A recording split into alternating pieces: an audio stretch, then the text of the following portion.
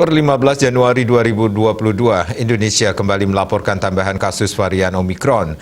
Dari total kasus Omikron yang ditemukan di Indonesia, seratusan kasus masuk kategori transmisi lokal.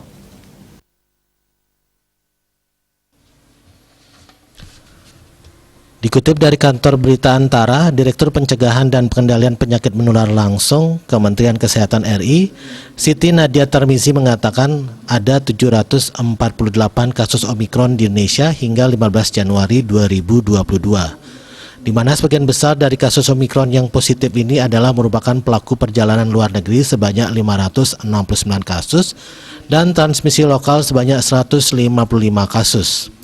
Ia mengatakan sementara ini Kementerian Kesehatan masih melakukan penyelidikan epidemiologi untuk 24 kasus Omikron positif lainnya. Jika dilihat kasus probable, Omikron saat ini sudah mencapai kurang lebih 1.800 kasus.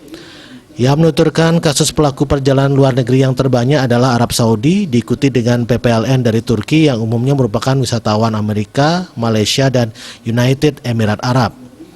Untuk menanggulangi penyebaran varian Omikron, pemerintah Indonesia terus melakukan berbagai upaya penguatan di pintu-pintu masuk, terutama terkait pembatasan dan mengatur durasi masa karantina bagi pelaku perjalanan luar negeri.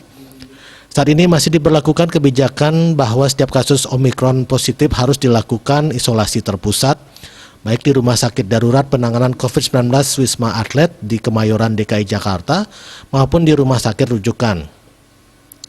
Nadia mengatakan ke depan jika jumlah kasus Omikron terus bertambah, kemungkinan dilakukan isolasi secara mandiri. Tetapi akan dilakukan pengawasan ketat dari Pusat Kesehatan Masyarakat dan fasilitas layanan kesehatan setempat, serta dukungan daripada pelayanan telemedicine. Pemerintah Indonesia tetap mengimbau masyarakat untuk tetap menerapkan protokol kesehatan, karena Omikron cenderung tidak bergejala dan mendorong pemerintah daerah melakukan pengujian dan pelacakan kontak untuk segera melokalisasi potensi-potensi terjadinya klaster ataupun lonjakan kasus. Penguatan pengurutan genom menyeluruh atau whole genome sequencing juga terus dilakukan dan pemanfaatan aplikasi Peduli Lindungi harus diperkuat sebagai bagian upaya untuk melakukan pelacakan kontak serta juga untuk melokalisir secara cepat bila terjadi kasus Omikron. Bali Pos melaporkan.